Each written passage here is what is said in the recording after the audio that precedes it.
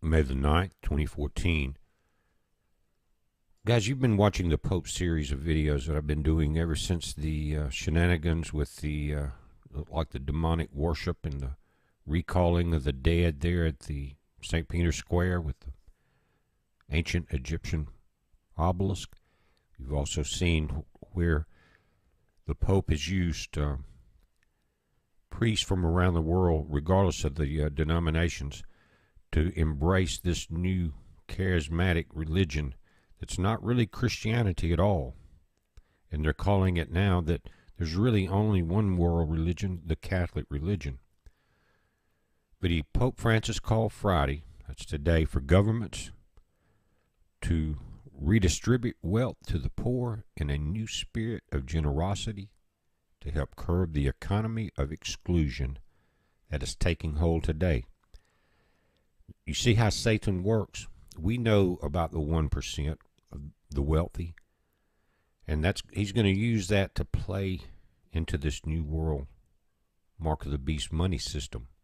But Francis made the appeal during a speech to the UN Secretary General Ban Ki-moon and the heads of major UN agencies who are meeting in Rome this week. Guys, we've seen every president in the world bow to the Pope. Now, you can see Congress fight about money and the Senate fight and different governments around the world. But now the beast speaks and the 10 kings listen. Are you listening? Said Latin America's first Pope has frequently lashed out at the injustices of capitalism and the global economic system that excludes so much of humanity. On Friday, Francis called for the UN to promote a worldwide ethical mobilization of solidarity with the poor and a new spirit of generosity. Use your spiritual ears and read between the lines. What kind of deal with the devil are you going to make to get your share of this new wealth distribution? He said a more equal form of economic progress can be had through the legitimate redistribution of economic benefits by the state, as well as indispensable cooperation between the private sector and civil society. He's going to tie it all together. The state, private sector, civilian society. In other words, completely wrapped up. You won't be able to deal with the state, the private sector, or the civil society by the time this is through without that mark. Francis had a similar message to the World Economic Forum in January, and his apostolic exhortation, The Joy of the Gospel. He said that document, which denounced trickle-down economic theories as unproven and naive, provoked criticism in the U.S. that he was a Marxist. Francis had denied he's a Marxist and spent many years in Argentina battling Marxist excesses of liberation theology. That's what they did.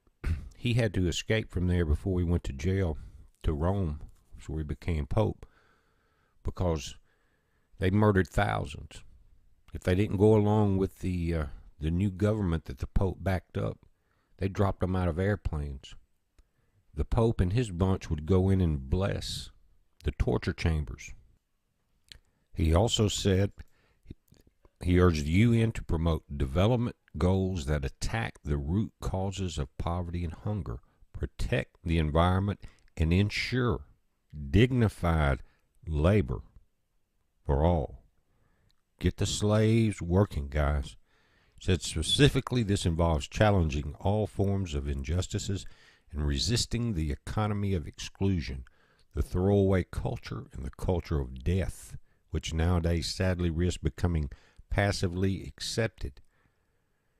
Guys, again, use your spiritual ears when this man speaks, because you're listening to the voice of the beast. Now, again, this is the introduction. Next will come the qualification. Do you understand? Just like getting a credit card offer in the mail. Sounds good, then you got to look at all the fine print. Do you understand what I'm saying? Next will be that information coming. one step at a time, but they're rushing to it very fast. Let's go over a couple things that I think are very important. Let's go to Revelation 13. It says, "And I beheld another beast coming out of the earth. And he had 2 horns like a lamb, and he spake as a dragon." You know what that means. Appears to be Christ, but his tongue gives him away. And here he exercises all the power of the first beast before him, and causeth the earth and them that dwell therein to worship the first beast, whose deadly wound was healed. Guys, with the strip of flesh and the blood at the magic circle of St. Peter's Square, is that what we saw? And he doth great wonders, so that he maketh fire come down from heaven on the earth in the sight of men, and deceiveth them that dwell on the earth by the means of those miracles which he had power to do in the sight of the beast. Now pay attention. Saying to them that dwell on the earth, that they should make an image to the beast, which had the wound by a sword and did live. And he had power to give life unto the image of the beast, that the image of the beast should both speak, and cause that as many as would not worship the image of the beast should be killed. And he causeth all, both small and great, rich and poor, free and bond, to receive a mark in their right hand or in their foreheads, and that no man might buy or sell, save that he had the mark, or the name of the beast, or the number of his name. Here's wisdom. Let him that hath understanding count the number of the beast, for it is the number of a man, and his name is and his number is 666. 666. I've shown you in previous videos where that goes all the way back to Apollyon. That's his number. Now, a couple more things while we're in the book of Revelation that are very important reasons that you do whatever it takes not to take this mark. In Revelation 19 it says, "And I saw the beast and the kings of the earth, and their armies gathered together to make war against him that sat on the horse and against his army." Now who's sitting on the horse? That's Christ. Now, but the beast is so deceitful. He's got the world to take the mark.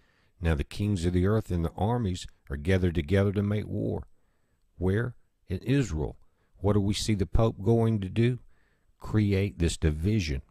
And the beast was taken, and with him the false prophet that wrought miracles before him, with which he deceived them that had received the mark of the beast.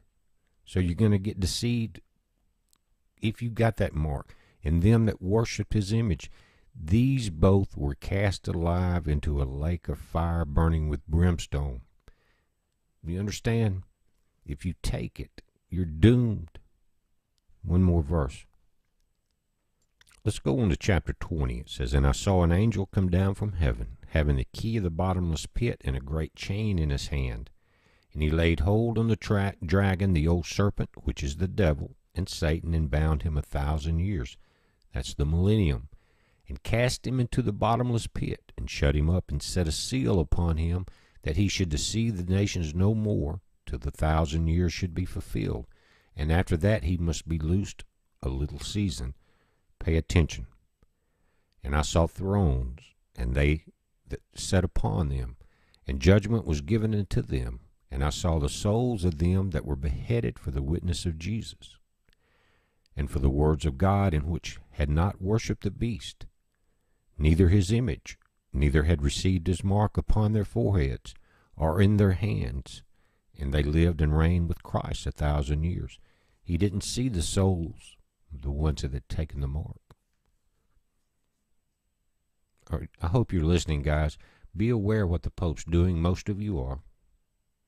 But you must be finely tuned to what's happening now. Do not be deceived. Heads up. Be safe.